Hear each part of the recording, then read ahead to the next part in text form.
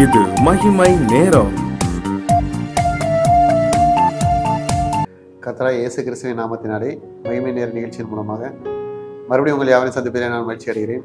கர்த்தராகிய இயேசு கிறிஸ்து தாமே ஊழியத்தின் பாதையிலே இவ்வளவு நடத்தி வருகிற தயவுக்காக அவருக்கு நன்றியும் மேன்மையும் செலுத்துகிறேன். இந்த நாட்களிலும் நம்முடைய வாழ்விலே காணப்படுகிற சூழ்நிலைகள், காரியங்கள் நம்முடைய வாழ்வின் முடிவாக காணப்படுமோ என்று நாம் ஒருவேளை அஞ்சி நடுங்கிக் கொண்டிருக்கிறோம்.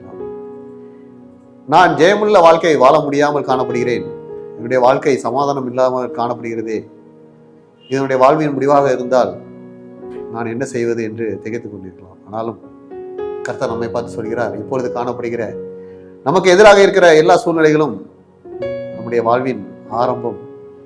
இந்த எதிராக இருக்கிற சூழ்நிலை எல்லாவற்றையும் கர்த்தர் நமக்கு அனுகூலமாக நாம் ஜெயம் பெற்றவர்களாக வாழும்படியாக நம்முடைய முடிவை மாற்றி தருவார் என்று நாம் வேதாகமத்திலே சில தேவ மனிதரை அடிப்படையாக கொண்டு தியானித்து வருகிறோம்.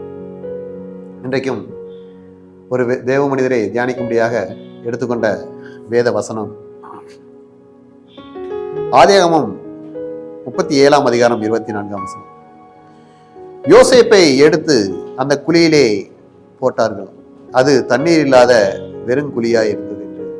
யோசேப்பினுடைய ஆரம்பம் குழியிலே போடப்பட்ட சூழ்நிலை. கர்த்தர் யோசேப்புக்கு சொப்பனத்திலே தரிசனமாகி அவனுடைய சகோதரர்கள் மத்தியிலே உயர்வை கட்டளையிடுவேன் என்று சொல்கிறார். ஆனால் நடந்தது என்ன? அவன் வாக்குத்தத்தத்தை பெற்றிருக்கிறான். ஆனால் அந்த ஆசீர்வாதத்தை சுதந்திரித்துக் கொள்வதற்கு முன்பாக அவனுடைய சகோதரர்கள் அவன் ஆசீர்வாதத்தை பெற்றுக்கொள்ள கூடாது என்று, அவனுடைய வாக்குத்தத்தம் ஆசீர்வாதங்களை பெற்றுக்கொள்ளக்கூடாது என்று நினைத்து அவனை குழியிலே தூக்கி போடுகிறான். அது வெறும் குழியாக இருந்தது. அது ஒரு வனாந்தர பாதையாக இருந்தது.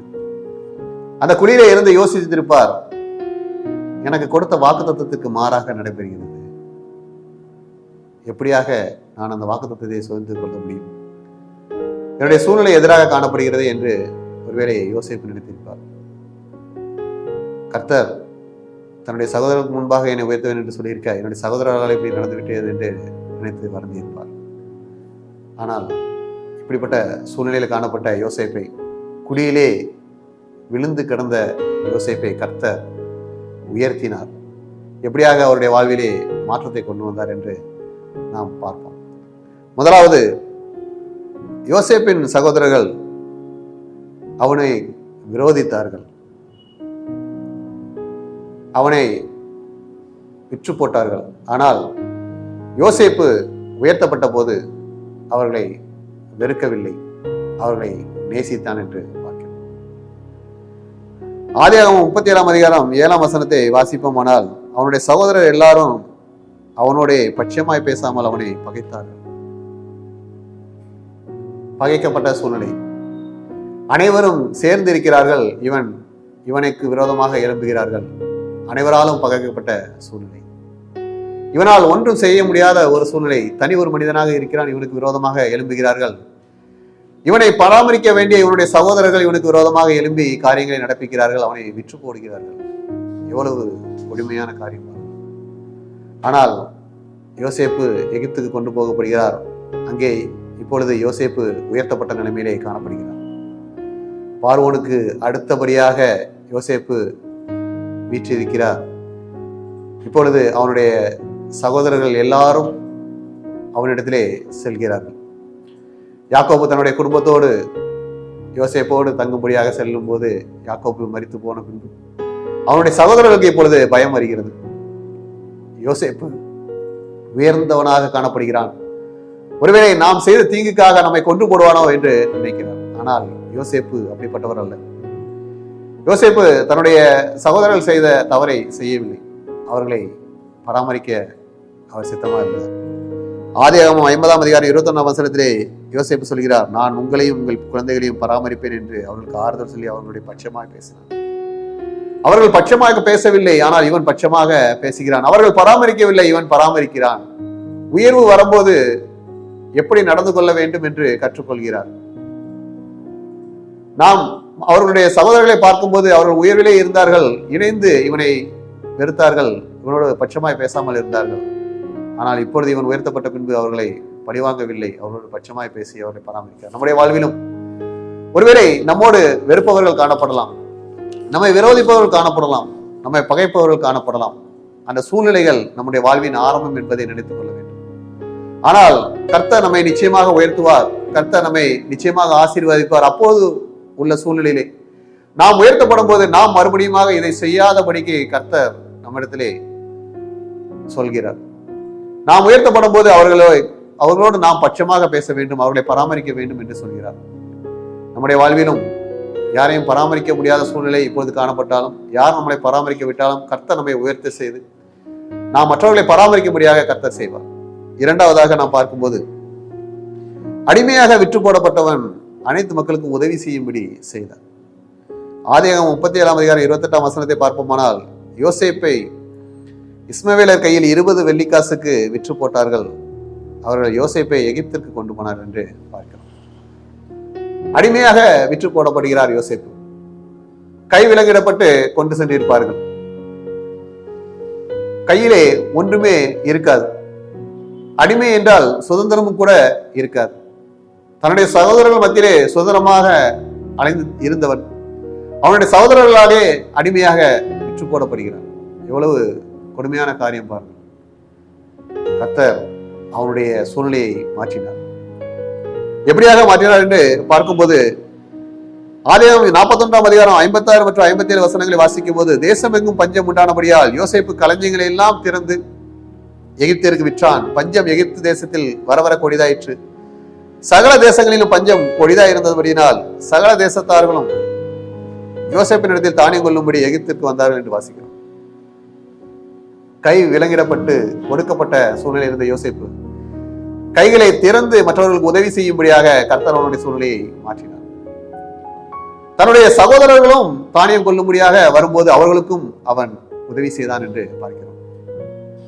நம்முடைய வாழ்விலும் ஒருவேளை நாம் இதுபோல அடிமைத்தனத்திலே காணப்படுவோம் என்றாலும், ஒருவேளை நம்மை இதுபோல அடிமைத்தனத்திலே யாரேனும் வைத்திருக்கிறார்கள் என்றாலும், கர்த்தர் நம்முடைய வாழ்விலே நம்முடைய அடிமைத்தனத்தை மாற்றுவார். கர்த்தர் நம்முடைய ஒடுக்கத்தை மாற்றுவார், நம்முடைய இல்லாமையை மாற்றுவார். கர்த்தர் நம்மை உயர்த்தி மகிழ செய்து ஆசீர்வதிப்பார். அப்பொழுது நாம் பெற்றுக்கொள்கிற ஆசீர்வாதங்களை நாம் மற்றவர்களுக்கு பகிர்ந்து கொடுக்க வேண்டும், மற்றவர்களுக்கு ஆசீர்வாதமாக காணப்பட வேண்டும். நமக்கு கொடுக்காதவர்கள், நமக்கு உதவாதவர்கள் கூட நாம் செய்து உதவி செய்ய வேண்டியதாக கர்த்தர் நம்மை உயர்த்துவார். கர்த்தர் நம்மை உயர்த்தும் போது நாம் அவர்களுக்கு உதவி செய்ய வேண்டும், நாம் அவர்களை பராமரிக்க வேண்டும். எப்படியாக யோசேப்பு வாழ்க்கை முடிவிலே மாற்றம் கண்டதோ அதுபோல நம்முடைய வாழ்விலும் மாற்றத்தை கொண்டு வருவார் இயேசு. மூன்றாவதாக நாம் பார்ப்போமானால், அலங்காரத்தை கெடுத்து அவமானப்படுத்த யோசேப்பு அலங்கரிக்கப்பட்டான். ஆதியாகமம் 37:23 வாசிப்போமானால், யோசேப்பு தன் சகோதரத்திலே சேர்ந்த போது யோசேப்பு உடுத்தி கொண்டிருந்த பலவர்ண அங்கியை அவர்கள் கலற்றினார்கள் என்று பார்க்கிறோம். யோசேப்பினுடைய மேன்மையை கலற்றுகிறார்கள், அவனுடைய மரியாதையை கலற்றுகிறார்கள், அவனை அவமானப்படுத்துகிறார்கள். இப்பொழுது யோசேப்பு அடிமையாக கொண்டு போகப்படுகிறார், பலவர்ண அங்கே கலட்டப்பட்டவராக தலை குனிந்து சென்றிருப்பார். ஆனால் யோசேப்பு அங்கே எகிப்திலே உயர்த்தப்பட்ட போது பார்வோன் செய்த காரியம் என்னவென்றால், ஆதியாகமம் 41:42 வாசிப்பு பார்ப்போமானால், பார்வோன் தன் கையில் போட்டிருந்த தன் முத்திரை மோதிரத்தை கலத்தி அதை யோசேப்பின் கையிலே போட்டு மெல்லிய வஸ்திரங்களை அவனுக்கு உடுத்தி பொன் சரப்பணியை அவன் கழுத்திலே தரித்தான் என்று பார்க்கிறான். அவன் இழந்து போன மேன்மையை அவன் பெற்றுக்கொண்டான். அவன் இழந்து போன மேன்மையை, மகிமையை பெற்றுக்கொண்டான். அவன் இப்பொழுது மேன்மை அடைந்தவனாக, மகிமை அடைந்தவனாக காணப்படுகிறான். அவனுக்கு அவமானத்தை கொண்டு வரும்படியாக, அவனுடைய அலங்காரத்தை கெடுக்கும்படியாக அவனுடைய சகோதரர்கள் நினைத்தார்கள். ஆனால் இப்பொழுது அவன் அரச வஸ்திரமாகிய மெல்லிய வஸ்திரத்தை தரிக்கிறான். பாருங்கள், கர்த்தர் எப்படியாக அவனுடைய வாழ்வை மாற்றி இருக்கிறார் என்று பார்க்கிறோம். நம்முடைய மேன்மையை கெடுக்கும்படியாக, நம்முடைய பெயரை கெடுக்கும்படியாக சில நேரங்களிலே சில மனிதர்கள் எழும்புவார்கள். ஆனாலும் கர்த்தர் அந்த சூழ்நிலைகளை மாற்றி நாம் இழந்த மேன்மைகளையும் நாம் இழந்த மகிமையும் நம்மை உயர்த்தி வைத்து கர்த்தர் மகிழ செய்து நம்ம இழந்து போனவற்றை திரும்ப தருவார்.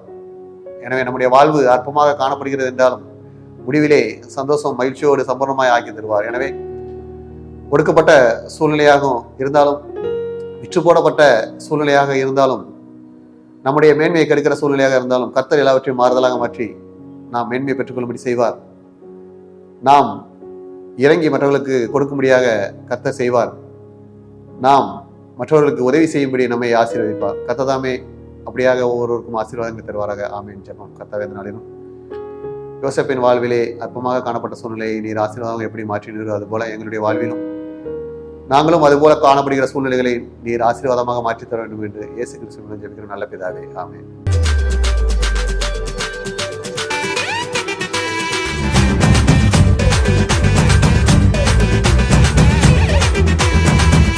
மகிமை